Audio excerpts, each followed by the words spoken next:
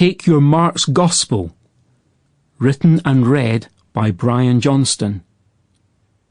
You have been listening to Chapter 1. So you want to do some Bible study? Are you ready? All set? Then take your Mark's Gospel and let's begin. As I begin, I'm thinking of those puzzle pictures I used to create as a child. You know the type you get in a printed book? Printed on the page are nothing but black dots, but they're far from randomly positioned, although at first they convey no meaning whatsoever. Beside each small dot, however, there's a number.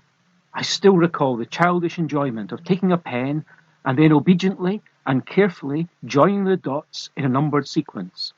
Very soon you saw the pattern of dots transform into the picture of something, perhaps an elephant. Due to other bold lines that were also there to represent trees, etc., it had not been obvious from the beginning that this was how it was going to turn out. I once heard about how such dot-to-dot exercises were handed out to keep two children quiet at a church service. One child dutifully joined the dots in number order, and they formed a simple, boxy cross shape within a square grid array of dots. The other child was much more imaginative, however, and basically ignored the dots and drew a freehand picture of some flowers all over them. To be fair, it did look more interesting, but it wasn't the intended meaning. Unfortunately, it's possible to read the Bible in something resembling each of these two ways, either by following the contextual clues that are God-given, or else by superimposing our own creative imagination in some fanciful way of interpreting the Bible text. Hopefully, as we turn now to Mark's Gospel, we'll succeed in confining ourselves to reading the intended meaning out from the text and not superpose our own creative notions. But first, another illustration, if I may. Some of you may remember a television detective series once popular in the United States.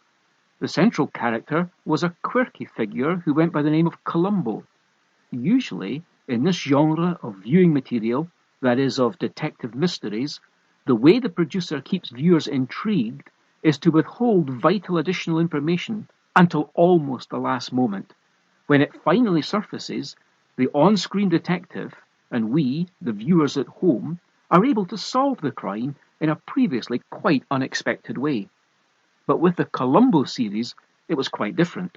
The viewers were let in on what had actually happened right at the beginning. The viewer's interest was all about watching the on-screen detective stumble his way towards solving it. Perhaps a little like when you hide something for your young children to find. They enjoy trying to find it, and you... Sample complete. Ready to continue?